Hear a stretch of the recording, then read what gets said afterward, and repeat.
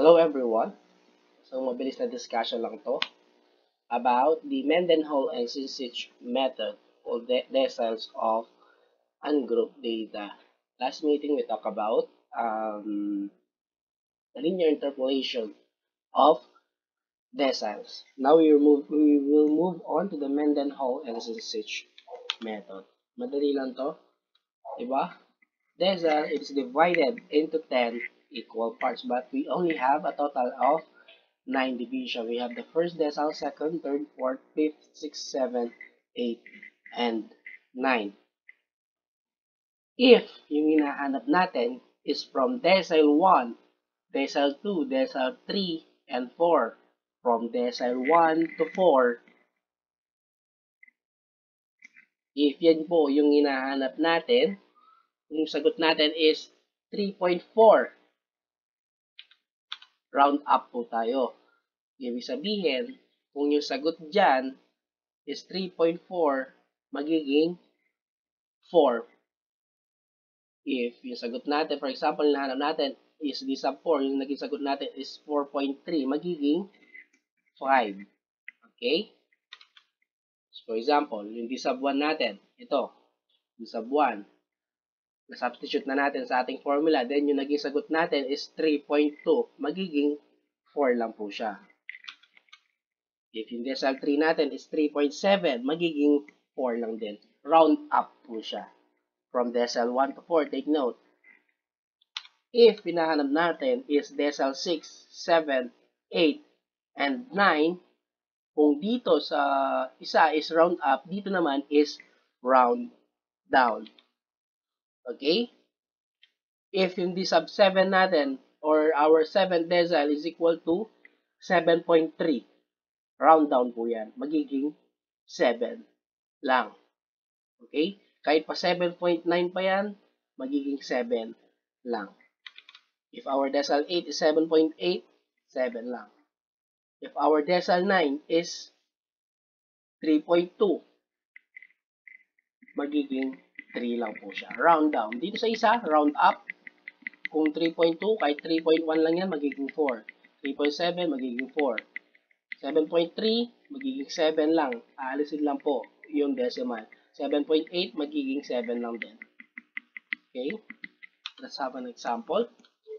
For our first example is find the second and seventh decile of the given data. We have 15, 23, 27, 17, 26, 35, 40, 24, 37, 21, 32, 42, and 40. Now, ito po yung formula na natin. Our first step is arrange in ascending order. So, yan. Naka-arrange na po yan in ascending order. What is our second step? We will calculate the position by the use of our formula. Now, what is our K? Let us first find the second decile. Our K is 2. Kung ano po yung hinahanap natin, yun lang din yung K. And what is our N? Our N is the total number of the data. So we have 2, 4, 6, 8, 10, 12, 13. Okay? So let us substitute. K will become 2. 2. Then yung N natin magiging 13. So 13 plus 1 is equal to 14. So 14 times 2 is equal to 28. Over 10 is equal to 2.8. So decimal 2, anong gagawin natin?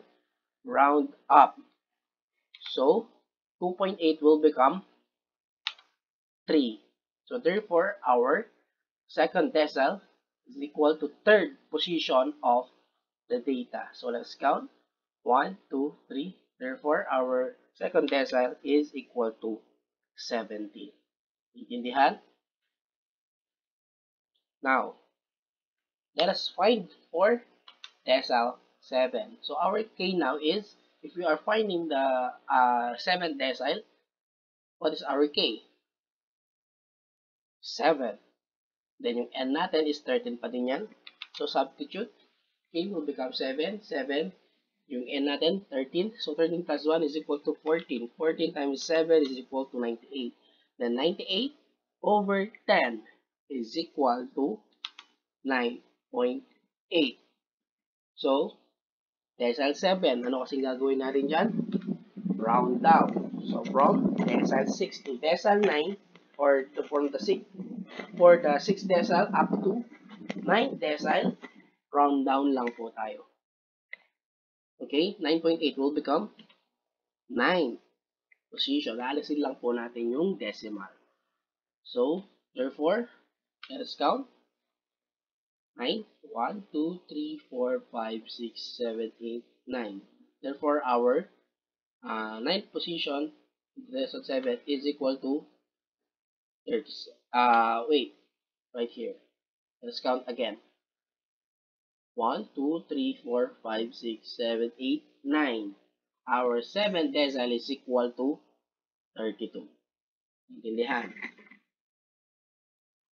Okay?